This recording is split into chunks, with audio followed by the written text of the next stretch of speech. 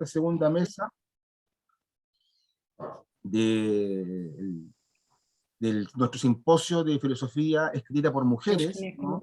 En este 7º Congreso Nacional de Filosofía de la CHIF aquí en Chile, en donde tenemos una mesa de lujo, ¿no? Que es una mesa dedicada al pensamiento de la filósofa Marilena Chagüí, y contamos con 3 colegas, amigos, amigas, especialistas en el pensamiento de esta filósofa, que nos van a presentar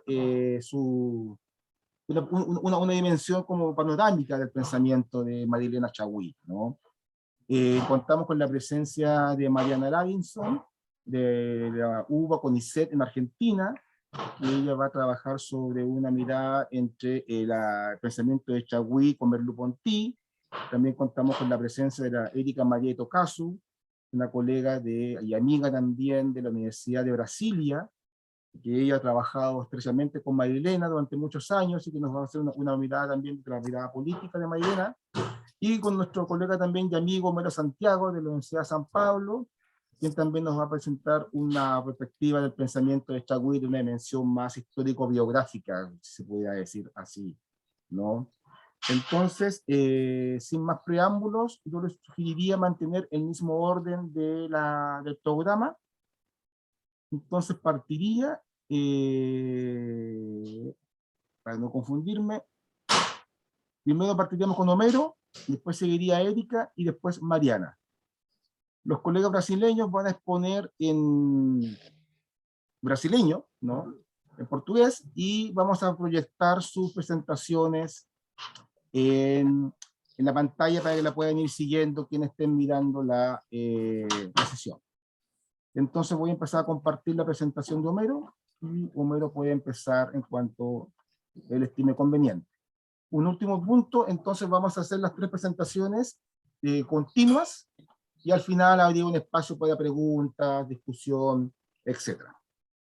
Así que Homero, a medida que tú vayas avanzando, yo voy a ir corriendo el texto. Cuando tú quieras comenzar, adelante. Gracias, Braulio. Começo pedindo desculpas ao público, né? Infelizmente não falo espanhol, então falarei em português, mas tentarei fazê-lo vagarosamente, despacio, para que possa ser compreendido.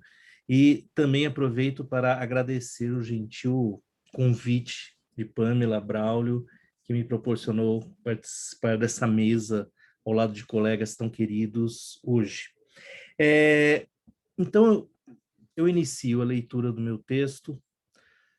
Uma acusação comumente lançada à filosofia brasileira é que seria incapaz, ou por índole ou por deliberado encastelamento, de debruçar-se sobre a situação do país e de seu povo, a sua vida nacional, sobre o que os brasileiros somos, em suma. Pelo contrário, um dos aspectos mais fascinantes da obra de Marilena Chagüí está precisamente em ter ela conseguido, desde uma perspectiva filosófica e principalmente spinozana, fazer do Brasil objeto de reflexão e, em estreito diálogo com a tradição interpretativa das ciências sociais, inovar conceitualmente na compreensão do país, sobretudo no que se refere ao persistente e redivivo autoritarismo enraizado na sociedade brasileira. Aqui, dado que me dirijo a colegas estrangeiros, convém começar com algumas palavras sobre a trajetória de Chagüí. Ela se formou em filosofia nos primeiros anos da ditadura militar, iniciada no Brasil em 1964, e todo o seu primeiro período de docência ocorre sob os assim chamados anos de chumbo, cujo marco é o ato institucional número 5, AI-5, como se diz, de dezembro de 68. O ato suprime as garantias de liberdades básicas, estabelece a censura generalizada, suspende o habeas corpus e, tragicamente, como que institucionaliza a tortura e o extermínio contra a oposição política e a oposição armada, os vários grupos de guerrilha atuantes no momento.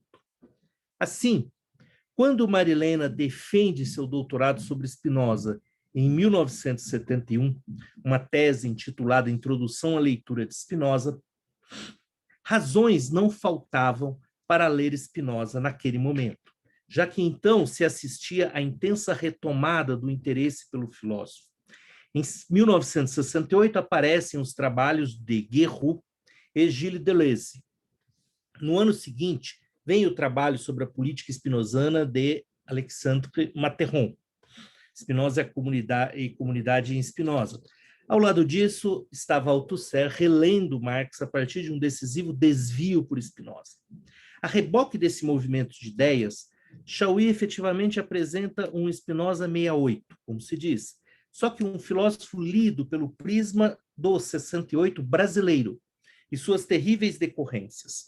Um Spinoza que evoca menos os paralelepípedos e bordões libertários do maio parisiense que o embrutecimento da ditadura, as dolorosas tribulações dos torturados, a tragédia da luta armada, a dor dos exilados, a necessidade de resistir. A síntese dessa leitura de Spinoza colhemos numa recordação da filósofa que tomam a liberdade de citar por extenso, já que elucidativa.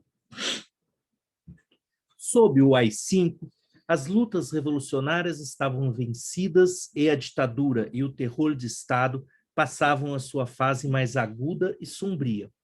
Vivíamos no medo permanente, nunca sabendo se estaríamos vivos no dia seguinte, se nossos amigos e estudantes teriam desaparecido, sido presos, torturados, mortos ou exilados. Nossos professores haviam sido caçados e éramos vigiados e censurados dentro e fora da universidade. Precisávamos praticar a filosofia como crítica do instituído, mas fazê-lo tomando como símbolo a divisa de Spinoza, cautela. Foi sob o signo da crítica da ditadura, do autoritarismo e da ideologia da segurança nacional que, durante os anos de 1970, escrevi meu doutorado e minha livre docência sobre Spinoza, encontrando em sua obra um pensamento que interroga o seu contrário, que vai até o fundo mais profundo da origem do medo e de seus efeitos, a superstição, a tirania e a servidão, cujas contradições exigem o trabalho da interrogação que se abre para a verdade e para a liberdade, porque nasce do desejo de verdade e de liberdade. A originalidade dessa espécie de abrasileiramento de Spinoza franqueia historiográfica e filosoficamente a mobilização do espinosismo como arma de resistência ao presente ditatorial, e interrogação das possibilidades de transformação daquele quadro tenebroso. Como Chauí dirá noutra ocasião, de maneira bela, tratando de Etienne de la Boétie, no tempo sem garantia, onde se efetuam liberdade e desejo de servir, a história se faz e, desde que não confundamos memória e hábito, o recurso ao passado é uma maneira de narrar o presente.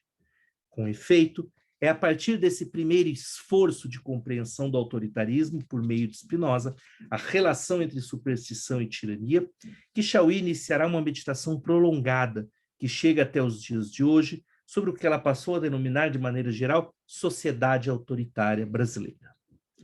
Desejo agora, de maneira muito rápida, esboçar alguns dos eixos dessa reflexão sobre o autoritarismo, que, a meu ver, constitui o núcleo da obra filosófica de Marilena. E assim, também, destacar dois aspectos, ao meu ver, notáveis. Primeiro, a filosofia mostra-se uma disciplina plenamente capaz de tratar de uma sociedade periférica de formação autoritária como o Brasil, e acho que o juízo pode ser estendido a outras nações latino-americanas.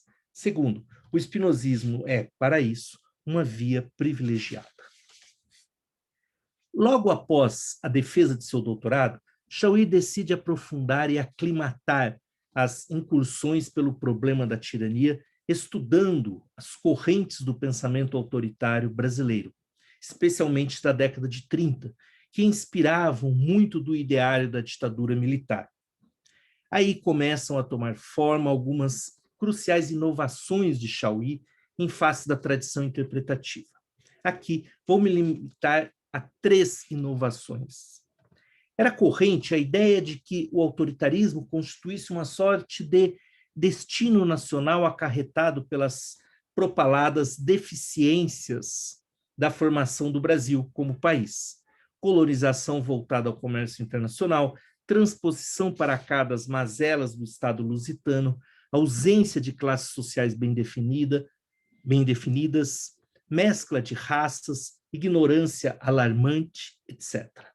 Ora, avaliando o Brasil à luz de um modelo ideal de formação nacional e constatando seus desvios e atrasos, os estudiosos não puderam senão hipertrofiar o papel do Estado como agente indutor da política, da economia e, no limite, um constituinte da própria sociedade brasileira. A primeira inovação de Chauí será a recusa do que ela chama de figuração hegeliana do Estado. E identifica, tanto nos intérpretes autoritários quanto nos intérpretes democráticos, que por vias diversas acabam justificando o fato autoritário. Os primeiros, porque o autoritarismo seria desejável. Os segundos, porque o autoritarismo seria inevitável. Sob inspiração spinozana, Chauí se esforça em compreender o país positivamente, ou seja, deixa de enfatizar o que lhe falta para interrogar o que ele é em sua singularidade, conforme os seus elementos constituintes e como daí o autoritarismo se origina. A inversão da lupa analítica conduz diretamente à segunda inovação. Não sendo o autoritarismo produto exclusivo de um maligno Estado onipotente que impusesse sua vontade sobre uma sociedade passiva, deve encontrar o autoritarismo raízes no próprio corpo social que determina o tipo de poder que o Estado exerce. Logo, em vez de autoritarismo, é mais exato falar em sociedade autoritária e sublinhar sua expressão num conjunto de aspectos bem conhecidos dos brasileiros. As revoluções vindas de cima, a desigualdade e a exclusão sociais, a cordialidade que não hesita em esfolar o próximo, a lei e o direito a serviço da dominação, a cultura do doutor que pisoteia o ignorante. Em vez de só um regime político, cabe identificar, nos olhos de Chauí, uma formação social autoritária que depende menos de um tirano que da ação dos tiranetes, os muitos brasileiros que são cada um autoritário no seu quintal, e emprestam como interessados cortesãos suas mãos, seus ouvidos, suas bocas ao tirano do momento. La Boétie é um nome fundamental para essa reflexão de Chauí sobre o autoritarismo, ao lado de Spinoza. A investigação das condições de possibilidade dessa característica marcante produz uma terceira inovação conceitual, ainda na esteira de Spinoza. O autoritarismo não é nem um destino inapelável, fruto de uma formação deficitária, nem uma configuração política momentânea, imposta pelos militares, por exemplo. Ele é efeito determinado de uma causa determinada que produz uma formação social determinada e é, por ela, incessantemente reproduzido. A compreensão da singularidade autoritária da sociedade brasileira deve, então, ser buscada naquilo que, sempre presente, a faz perseverar no que ela é, ou seja, sua causa. O ato de instituição de uma cidade, no sentido amplo que os antigos atribuíam ao termo. Essa causa instituinte, Chauí denomina fundação. A ideia de fundação não deve ser concebida como referência a um fato situado num passado longínquo. No extremo, o primeiro par de pés europeus que aqui pisou. Ela denota o ato de instituição política do poder e da cidade, o marco de um trabalho sobre as pressões naturais, alimentação, habitação, etc., e os conflitos entre indivíduos e grupos, com vistas à utilidade coletiva. Esse trabalho, a política, não se restringe a uma fração de tempo. A fundação dá o fundo, sempre presente da vida social e política, no decurso temporal. Como diz Marilena, operando com conflitos e concordâncias que dependem da lógica das paixões, a cidade não cessa de instituir-se, e essa instituição permanente define sua duração ou seu perecimento.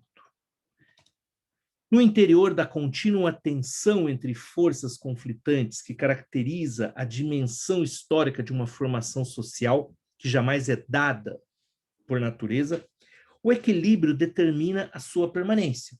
Os reequilíbrios engendram as mudanças de rumo.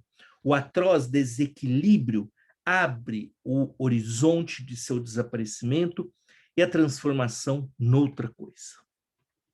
Com isso, podemos, enfim, identificar a marca maior do autoritarismo. É autoritária a sociedade em que o poder para exercer...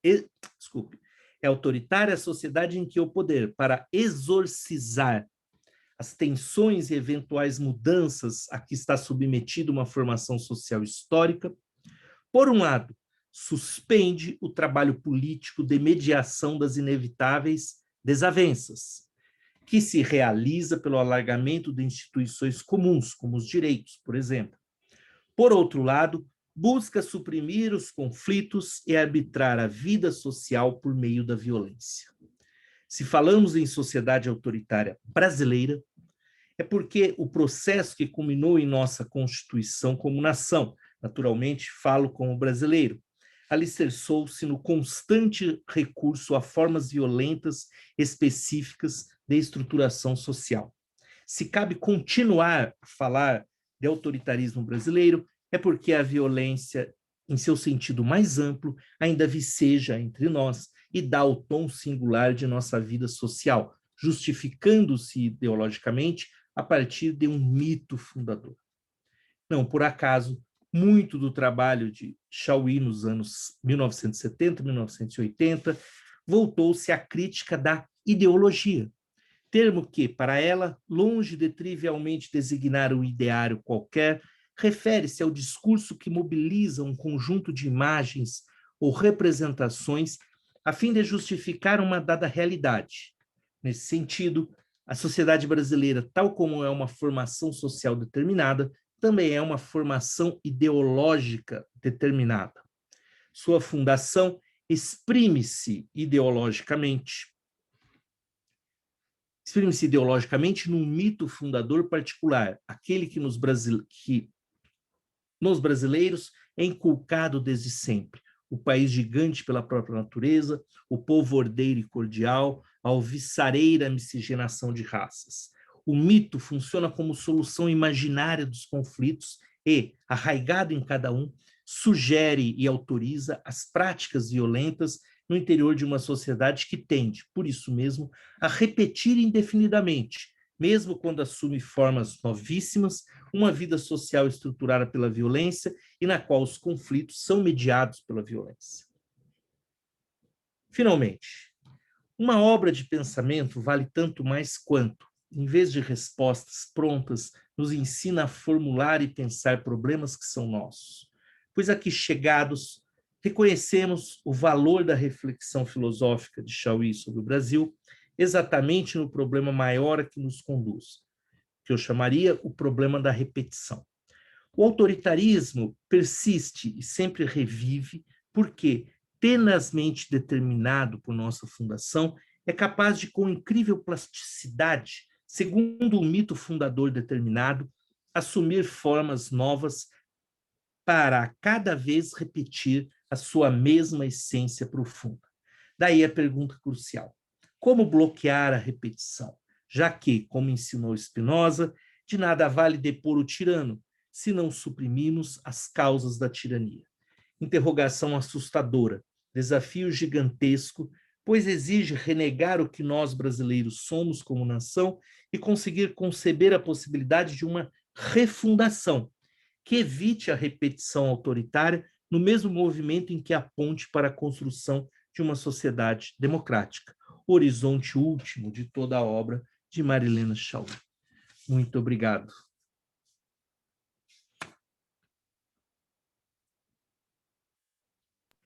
Muchas gracias, Homero.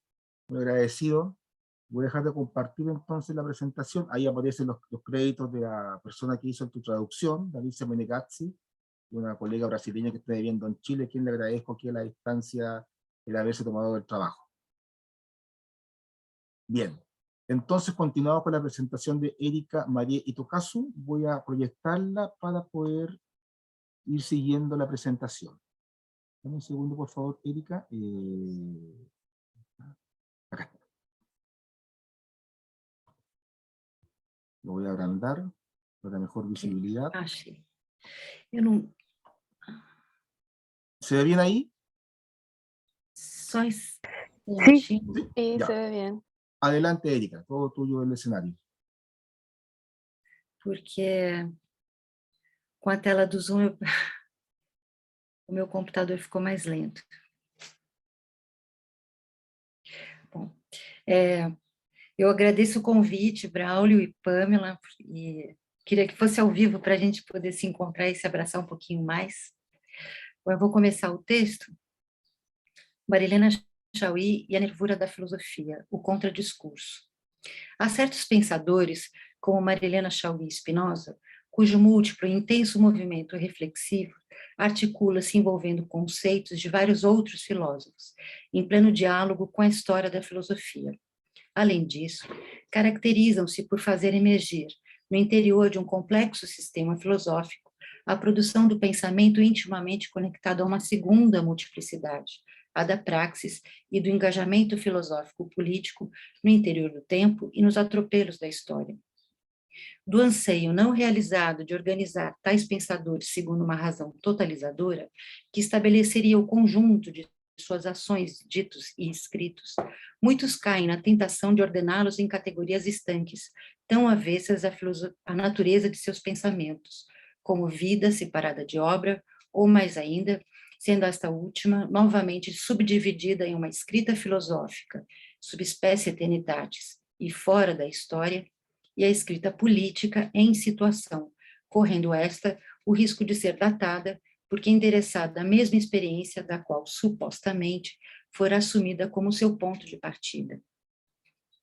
No caso da obra de Marilena Chauí, o erro seria cindi-la em uma filosofia pura, em seus estudos sobre ontologia de Spinoza, em escritos exteriores à filosofia, como Crítica e Ideologia, sobre o discurso competente ou conformismo e resistência, e terceiro, aprofundando a cisão, afastariam a obra da sua história de vida, como a participação na fundação do Partido dos Trabalhadores e a luta pela ampliação e criação de direitos, tomando-os apenas como anedota biográfica separada de seu engajamento filosófico. Compreendendo-a assim, completamente partes, extra partes, tornamos invisível a potência de sua força vital, por ela mesma descrita como virtude sem resignação, e, simultaneamente, deixamos de aprender o que há, subespécie eternitatis, em seus escritos histórico-políticos, e que nos permitiria retirá-los de certa datação e situação histórica para intensificar a sua atualidade tão necessária em tempos sombrios como os nossos.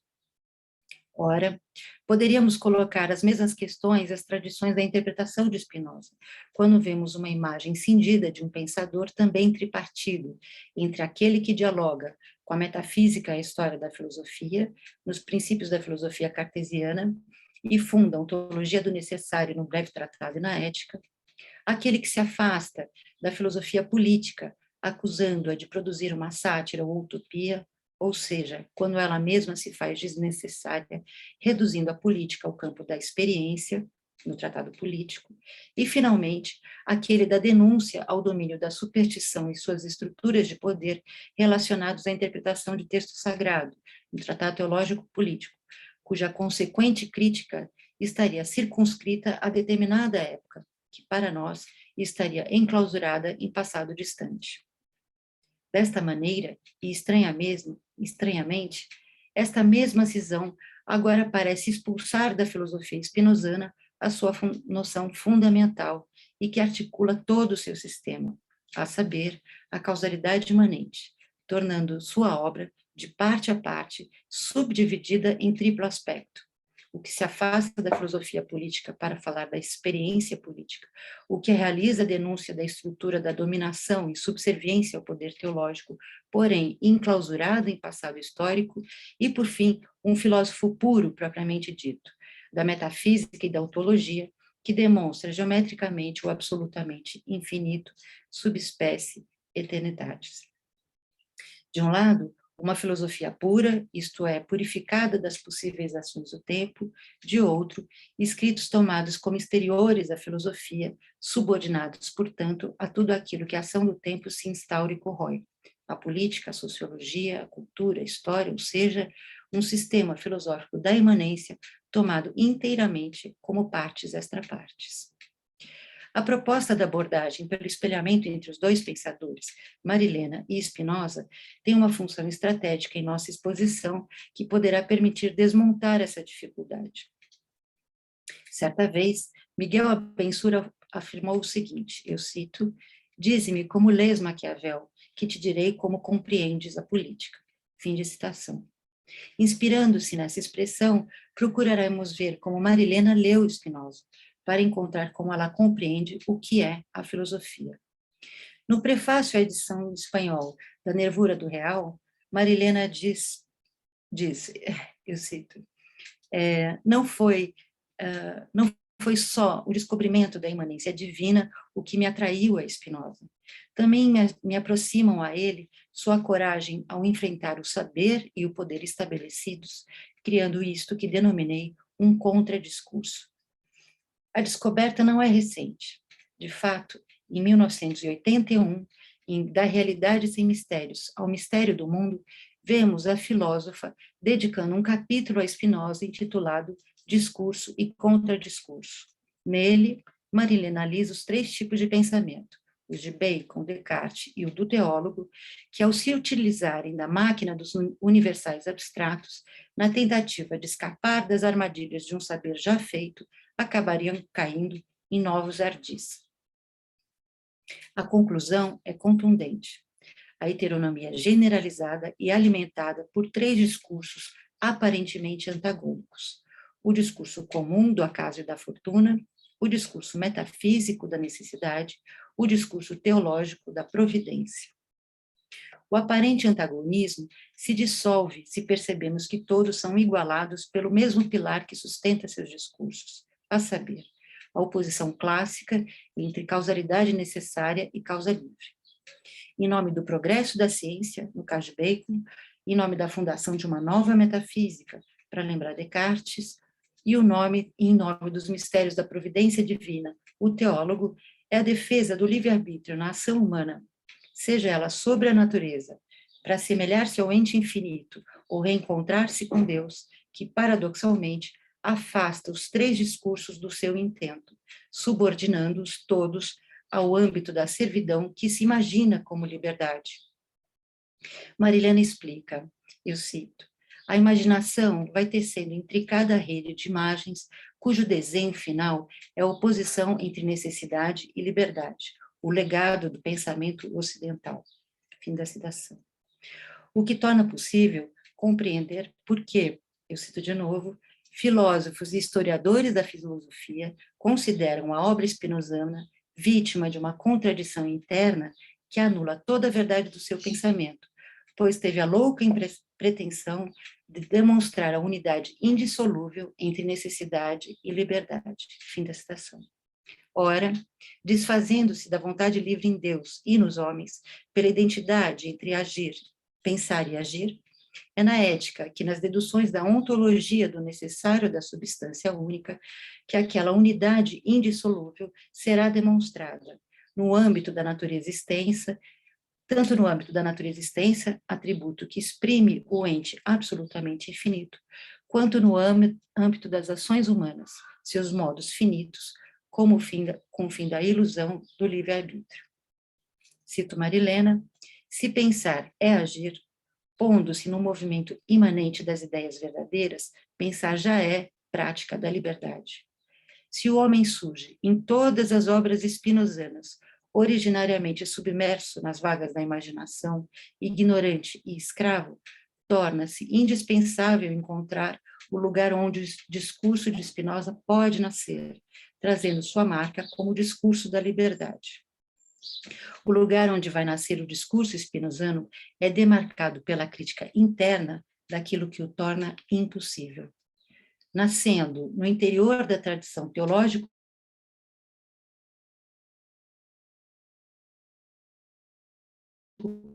política e metafísica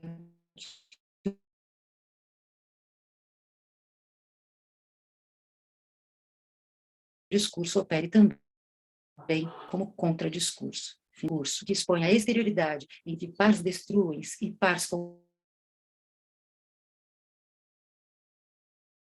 construens baconiana, ou da existência cartesiana, ou da transcendência divina sobre os homens, o contradiscurso, eu cito a Marilena,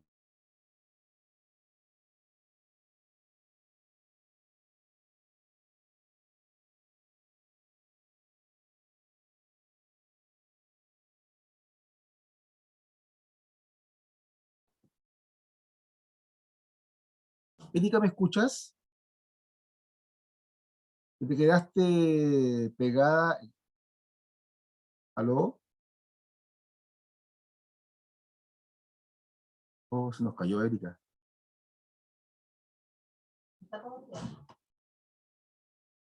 ¿Me escuchas, Erika?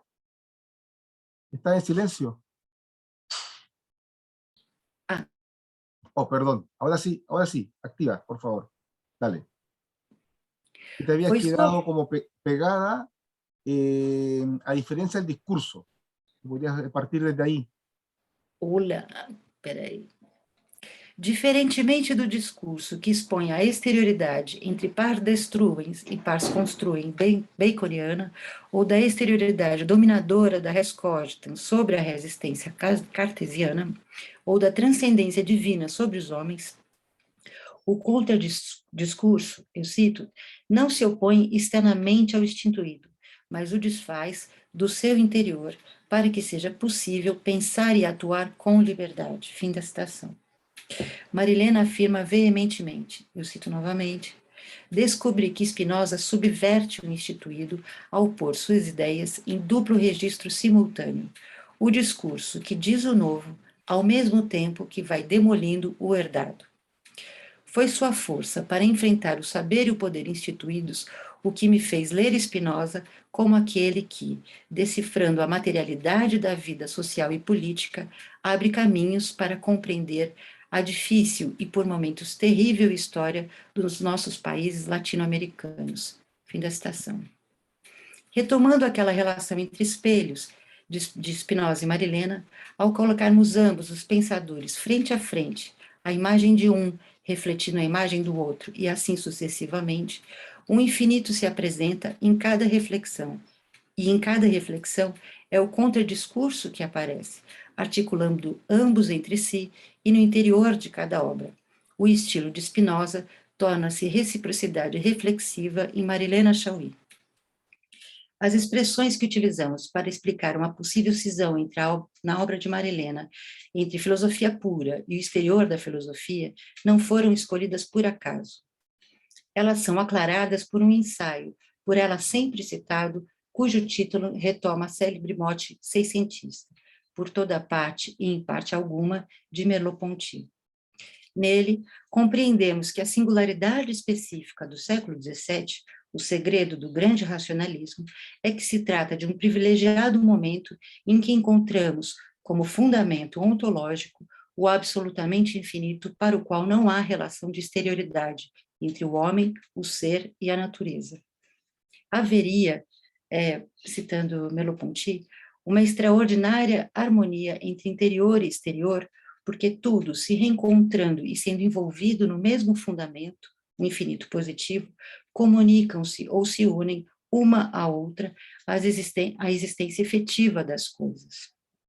Assim, dirá Merleau-Ponty, eu cito novamente, os partidários da filosofia pura ou os da explicação socioeconômica trocam de papel diante dos nossos olhos, e não devemos tomar partido entre uma falsa concepção do interior e do exterior.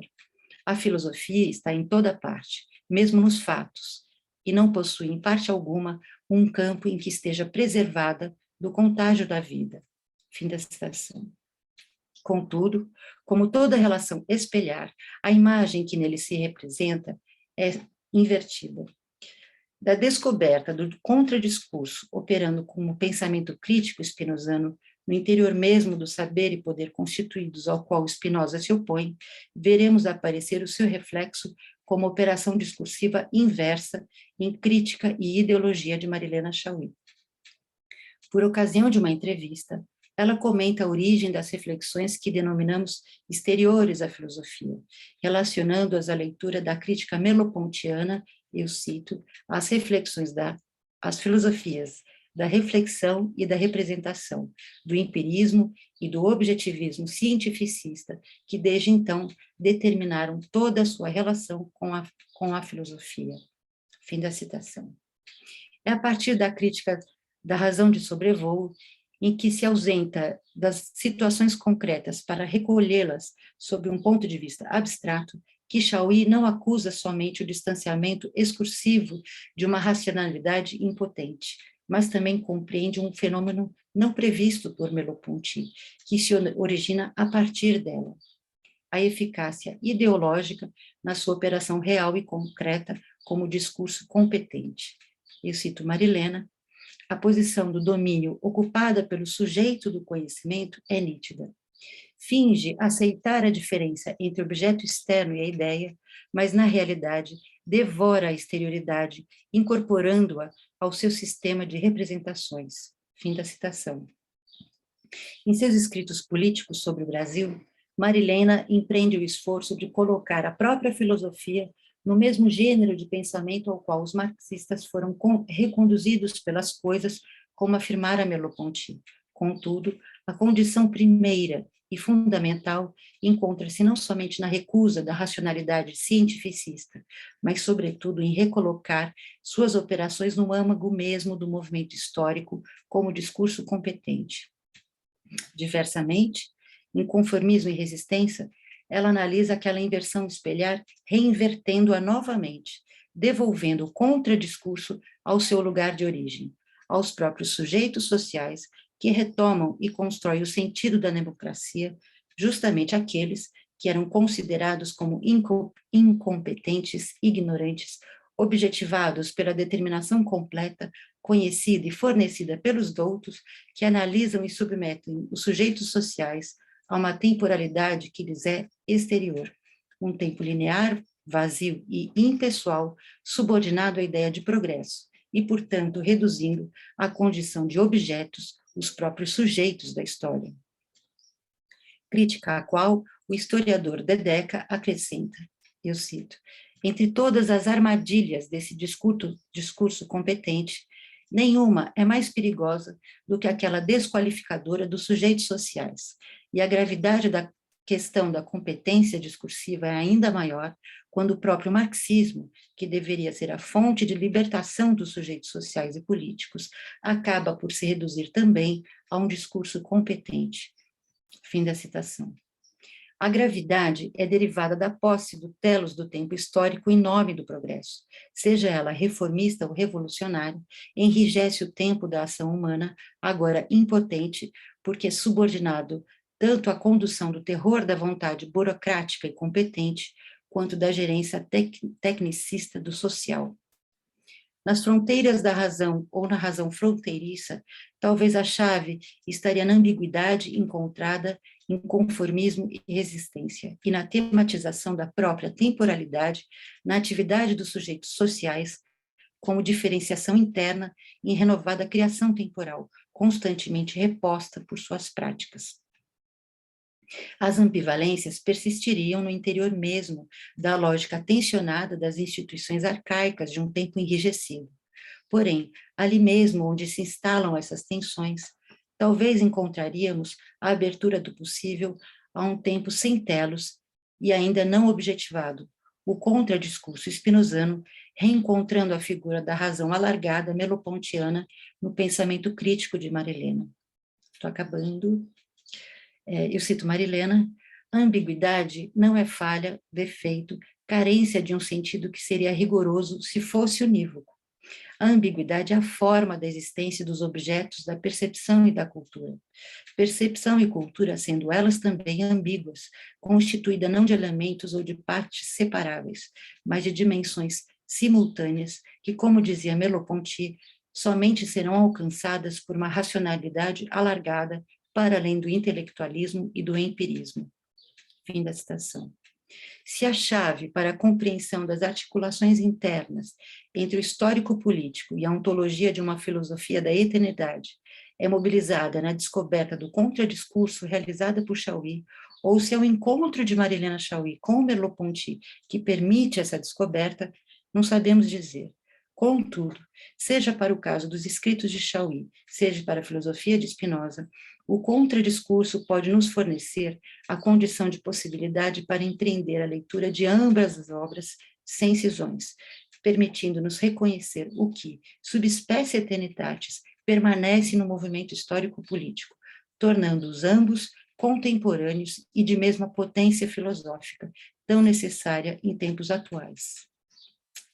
É isso. Muchas gracias, Erika. Muchas gracias. Bien, entonces, junto con darle la bienvenida a las personas que están asistiendo a esta mesa, dejo con la palabra a Mariana Ladison de la Universidad de Buenos Aires y el CONICET de Argentina. Adelante, Mariana.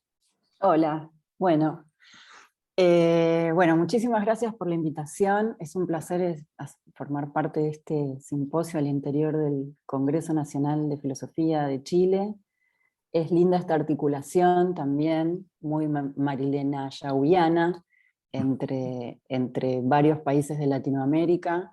Me da mucha felicidad estar con Homero, con Erika, y con ustedes, Braulio. Muchas gracias por la invitación. Así que bueno, lo mío va a ser un poco más hablado, más corto también, creo, en relación a las exposiciones hermosas de Homero que nos presentó. Marilena tiene muchas aristas, como gran filósofa que es. Yo, de todos mis recorridos filosóficos por diversas academias del mundo, Marilena es sin duda una de las, si no la más grande filósofa, todo género confundido, o sea, sin distinción de género. Marilena es una filósofe diría en lenguaje inclusivo, porque el género es irrelevante en este punto. O sea, ella es de una brillantez pocas veces encontrada, y es una filosofía a indagar y a trabajar desde todos los lugares que ofrece, que son múltiples.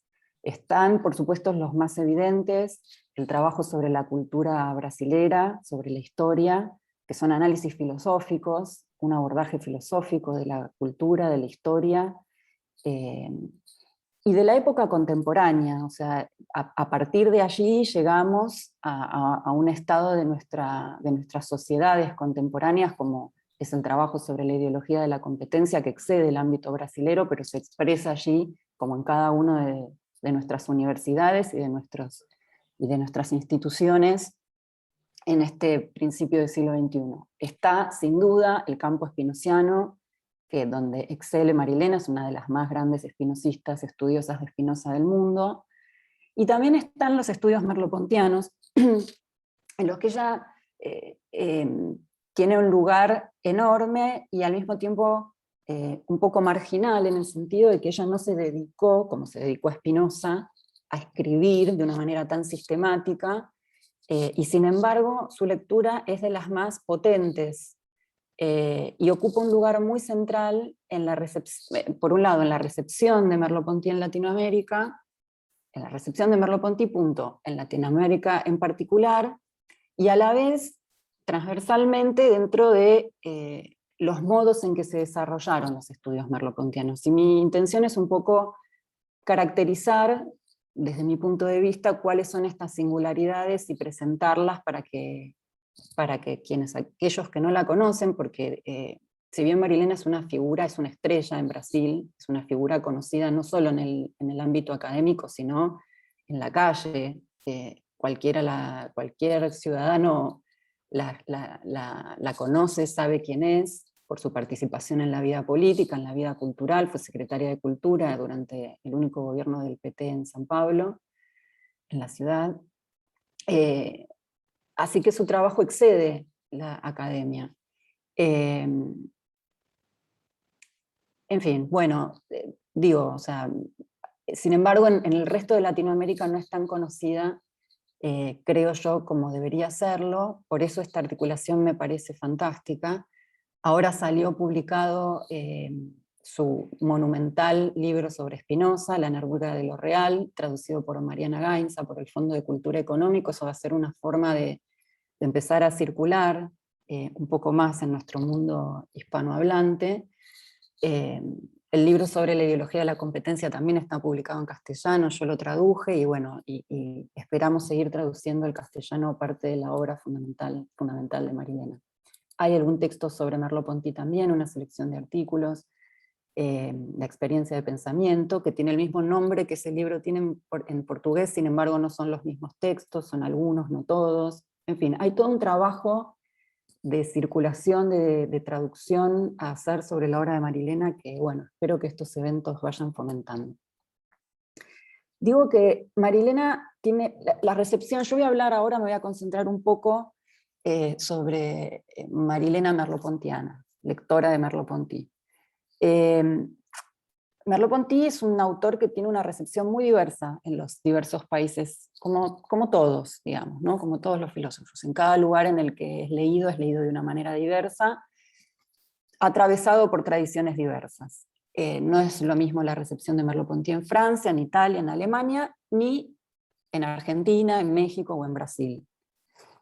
Solo para tomar el caso de Latinoamérica y tomar estos tres ejemplos, no sé, tengo mis hipótesis sobre el caso Chile, pero lo desconozco, por eso no voy a entrar allí. Si después alguien quiere contarme un poco eso, me serviría mucho. Lo que sí sé es que es muy distinto el modo en que ingresó en México al modo en que ingresó en Argentina y en Chile. Perdón, y en Brasil. En México, o sea, tomando algunos casos paradigmáticos de formadores, en Brasil, una de las figuras más destacadas de ese ingreso es Emilio Uranga, que es el traductor en 1957 de la fenomenología de la percepción. Uranga es un personaje muy interesante que forma parte de un grupo de vanguardia, que es uno de los fundadores de una vanguardia estético-política llamada el Grupo Hiperión, al que pertenece también el gran Luis Villoro, otro gran filósofo mexicano, formados, casi todos ellos, pero Uranga particularmente, por José Gaos, que todos los que hemos leído fenomenología lo conocemos, es un gran traductor de la fenomenología en castellano, un español que se radicó en México, y un maestro para mí de traductores filósofos, sobre el que también habría que hablar en algún momento un poco más. En todo caso, Gaos tiene la característica muy epocal de ser un muy fuerte heideggeriano. En general es una característica también de la fenomenología en estos países el haber sido primero fuertemente heideggeriana más que husserliana. Gauss es un caso, y este grupo, que en cierto modo discípulo de estos primeros receptores de la fenomenología, es un grupo en cierto modo crítico del eurocentrismo de estos primeros receptores, e intentan, el Grupo Hiperión en particular, hacer una reflexión existencial a partir del pensamiento merleau-pontiano de la comprensión del ser mexicano. Pero si bien hay un escape a estas figuras tan fuertes y eurocéntricas, hay sin embargo un cierto heideggerianismo en esa interpretación primera de Merleau-Ponty, volcada al campo estético-político, ciertamente, pero también todavía en un espejo fenomenológico fuerte, existencial, muy heideggeriano en México, me parece. En Argentina es otra la entrada, podemos nombrar como una de esas figuras claves a Roberto Walton, también quienes trabajan en fenomenología lo conocen necesariamente, es uno de los grandes fenomenólogos de Latinoamérica, y gran formador en Argentina de todos los que estudiamos fenomenología, incluida yo, también mi maestro. Y Walton escribió su tesis sobre Merleau-Ponty en 1966, el mismo año que Marilena si no me equivoco, en Brasil, o sea, son de los primeros receptores en Latinoamérica de la filosofía merleau-pontiana, sobre el problema del lenguaje, bajo la dirección de Eugenio Pucciarelli, también una figura muy central para la recepción de la fenomenología aquí en Argentina.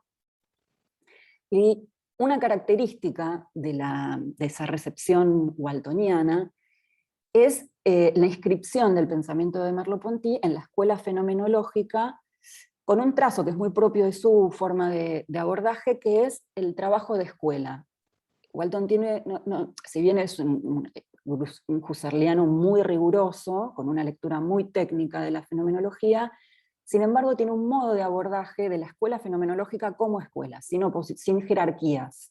Y en ese sentido, un abordaje más problemático que de autores y muy democrático en el modo del tratado. Entonces Merleau-Ponty entra a la misma altura que cualquier otro fenomenólogo, pero sin embargo inscripto en la escuela de una manera muy fuerte, y en una tradición alemana, que es fue la de la Universidad de Buenos Aires, de la historiografía alemana, que va, por supuesto, desde un cartesianismo fuerte, pero también del empirismo inglés, hasta el idealismo absoluto, sin pasar por Marx.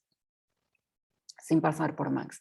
La lectura más marxista, más de la cultura de Merleau-Ponty se hace a través, no de la ortodoxia de la Facultad de Filosofía, sino a través de filósofos marginales respecto de la academia, más ensayistas, como no sé, la figura de León Rosichner, que es uno de los primeros que traduce Humanismo y Terror en el 50 y pico, y las aventuras de la dialéctica, en el 74, en el 56 traduce, creo, Humanismo y Terror, y lo liga a una lectura sobre el psicoanálisis, el judaísmo, la cultura, el marxismo, en otra línea de abordaje que separa mucho ese Merleau-Ponty, filósofo riguroso, fenomenólogo, y ese otro tomado por el ensayismo, que luego se traslada más hacia el pensamiento social, hacia sociales. Bueno, son dos casos, por ejemplo, México-Argentina. ¿Qué pasa en Brasil? Pasa Marilena. Marilena escribe su tesis de maestría sobre Merleau-Ponty, así como Walton la suya de licenciatura, que es un equivalente de la maestría, también creo que en 1966, si yo no me equivoco, bajo la dirección de Bento Prado Jr., el gran filósofo brasilero, Bento Prado Jr., sobre la cuestión del humanismo en Merleau-Ponty. Ella me contó después que ella quería hacerlo sobre la dialéctica, ya en esa época, pero Bento la empuja a hacerlo sobre la cuestión del humanismo. Y es así que la lectura de Marilena es principal y profundamente una lectura que ingresa a través del campo de lo político, de la filosofía política.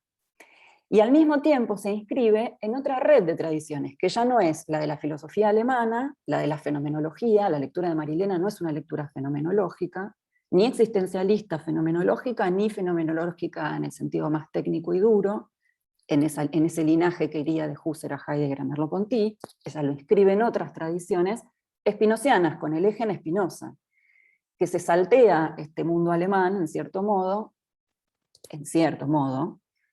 y lo inscribe en otros problemas. Y lo hace llegar a la filosofía francesa, y llega a la filosofía francesa a través de otras tradiciones, que permiten un diálogo mucho más fluido con Deleuze, con Bergson, con Althusser, con otros autores.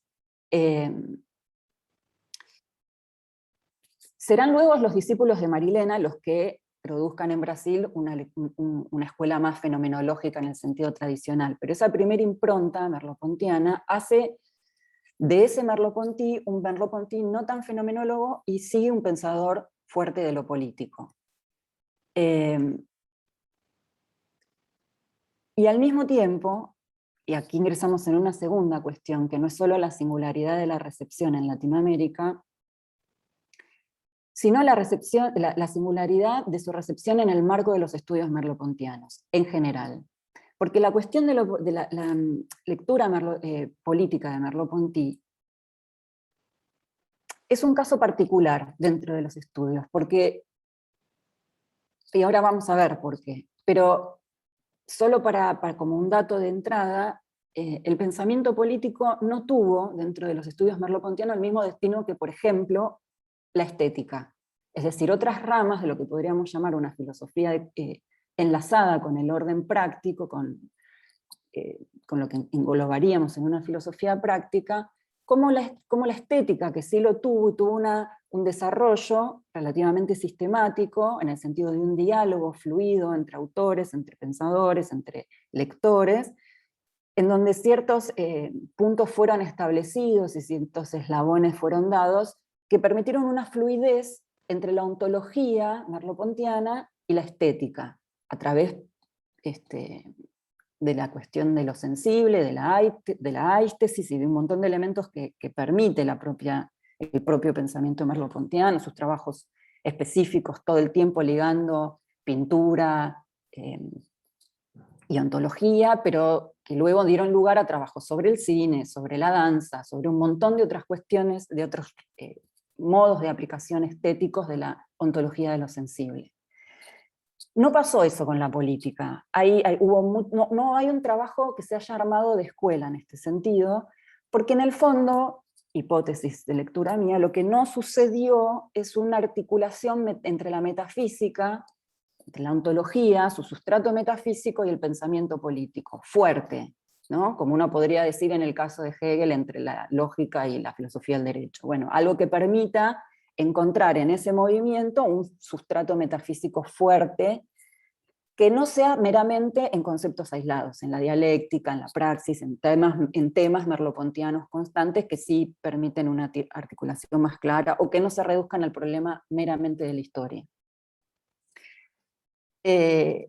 Marilena consigue esto para mí, y por eso para mí tiene un lugar muy singular en ese sentido también en las lecturas de Merleau-Ponty.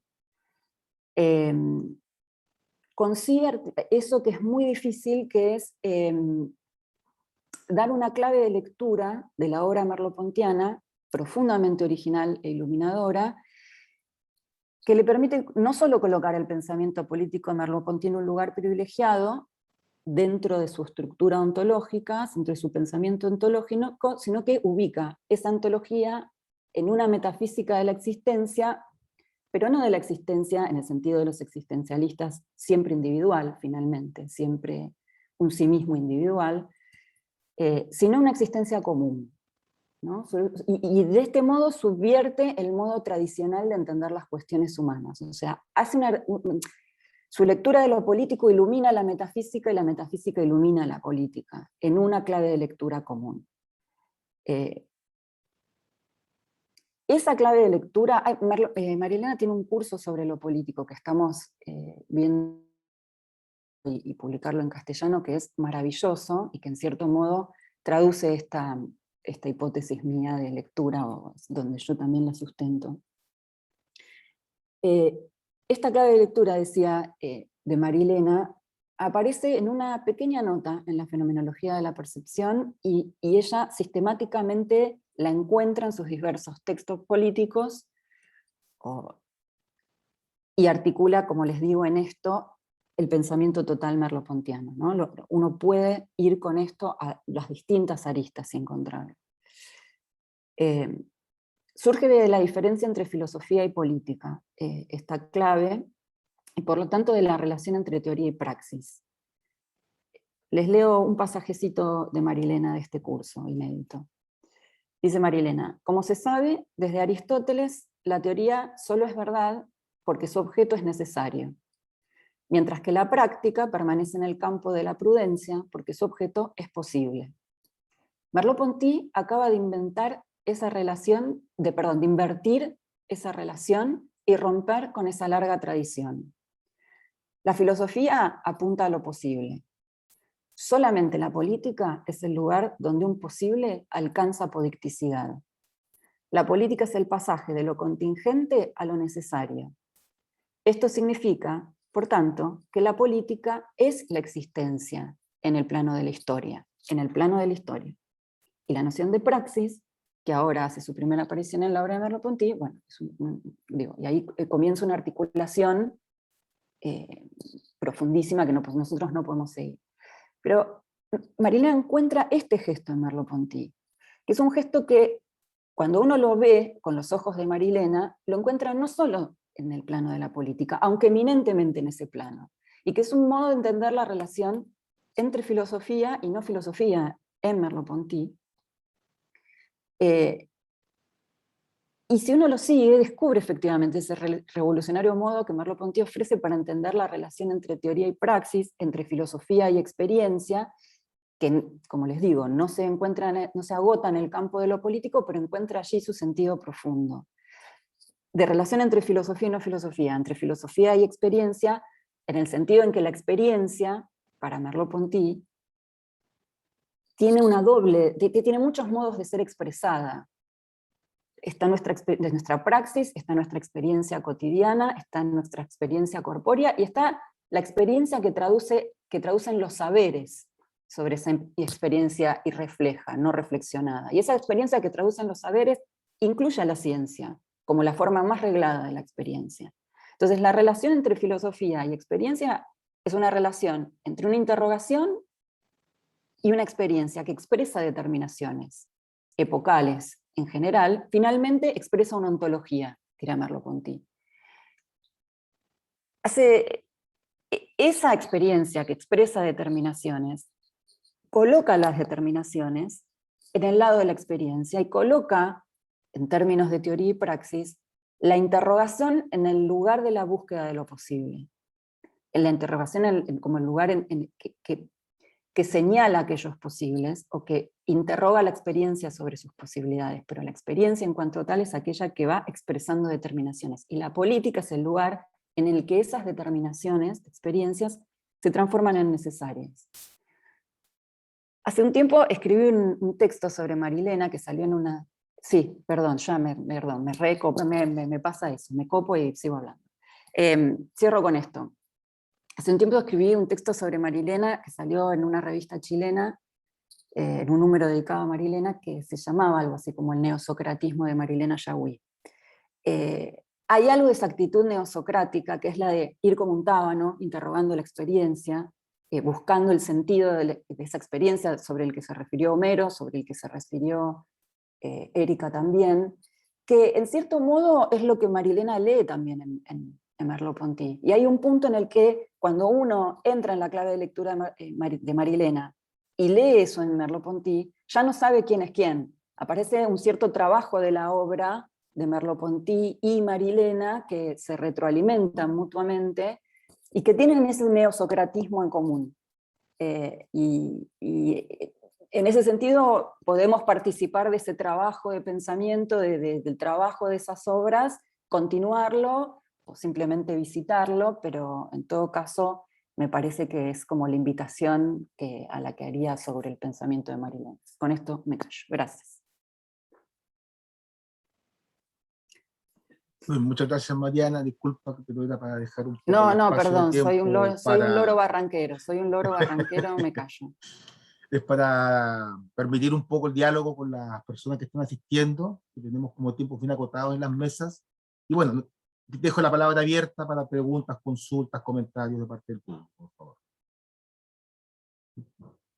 Pueden ir levantando la mano ahí virtualmente para ir dándole el audio, pero creo que está abierto el audio, así que cualquiera podría dárselo a sí mismo. Ah, bueno, me lo doy entonces a mí mismo. Adelante, Cristian, por favor. Había levantado ahí el dedito, pero le doy Excelente, la dale. palabra. Ahí mismo. Debo confesar que no soy un lector tardío de Marilena Chagüí, ¿no? Pero especialmente, bueno, invito a los dos primeros, ¿no es cierto?, ponentes, porque en realidad yo soy un espinosista. No soy tan cercano a Merleau-Ponty, ¿no? Pero sí la pregunta también quiero dirigirte a ti, que es una pregunta más bien abierta, ¿no? Que es, ¿qué sentido tiene para ustedes, ¿no es cierto?, la, la filosofía desde una perspectiva situada, ¿no? Y lo pregunto básicamente como una pregunta afectiva porque yo mismo, ¿no es cierto?, siento que especialmente cuando habla, ¿no es cierto?, Homero habla sobre un lugar situado, ¿no es cierto?, que Marilena piensa a Brasil desde Spinoza y creo que es una cosa que a mí me acerca mucho, ¿no? Porque también, ¿no es cierto?, he experimentado escribiendo, precisamente leyendo a Chile desde Spinoza, y que me parece una cuestión que tiene una potencia súper fuerte de la teoría espinosista. Eso, gracias. ¿Tuviese alguna pregunta más para juntar unas 2 o 3 preguntas y dar paso ahí a la respuesta de las y los expositores? ¿Alguna otra? Sí, yo tengo una como bastante amplia, en verdad, que tiene que ver como Marianela mira la democracia como experiencia que hay ahí como elemento, que me parece como interesante dialogar desde esa lógica.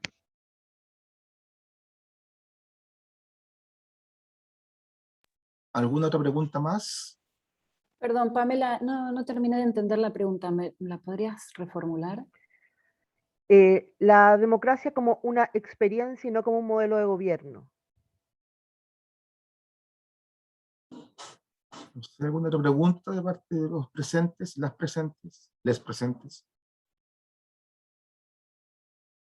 Bien, por lo pronto entonces le damos la palabra aquí a los ponencistas para que planteen sus posiciones. Tal vez Homero podría comenzar.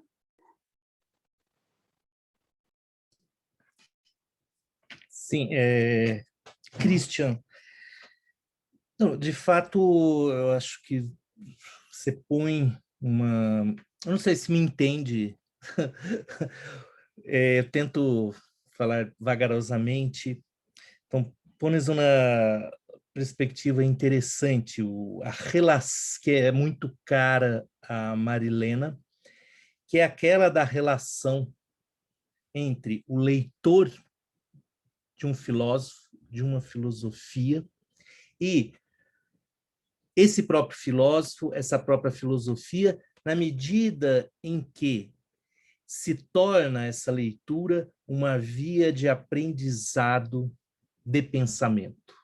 Né? Marilena, nesse ponto, ela é extremamente merleau-pontiana, lefortiana também, podemos dizer. É lendo o filósofo, ou o escritor, de maneira geral, quer dizer, que nós aprendemos a pensar, e o escritor nos fornece palavras para formularmos os nossos problemas, as nossas questões. Dito isso... Espera, Homero, espere.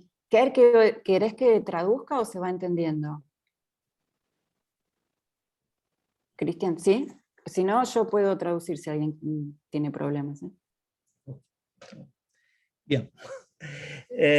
Dito isto de maneira, como uma perspectiva geral, é muito significativa uma afirmação de Marilena que se encontra numa entrevista que ela fez no jornal parisiense Le Monde.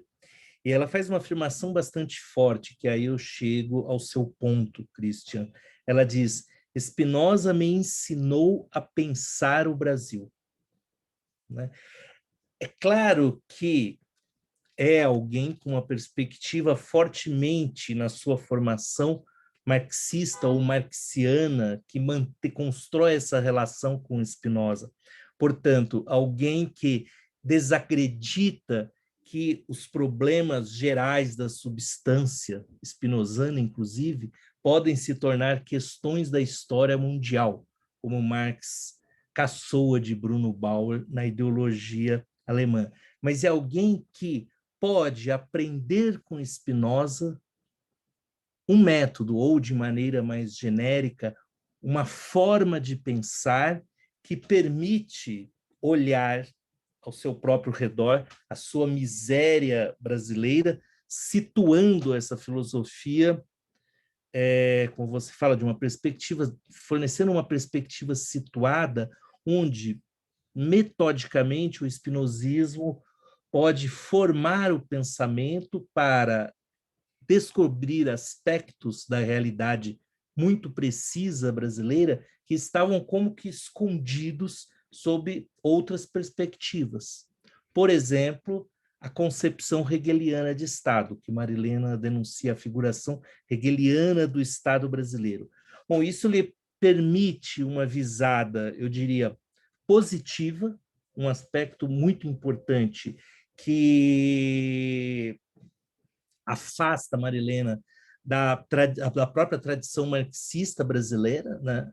Que era uma perspectiva de análise do país como país periférico de formação deficitária, uma perspectiva que enfatiza as singularidades da estrutura social brasileira e, finalmente, uma perspectiva que, coroando tudo isso, aí eu retomo um aspecto tão bem exposto por Mariana, consegue entroncar, reunir metafísica e política.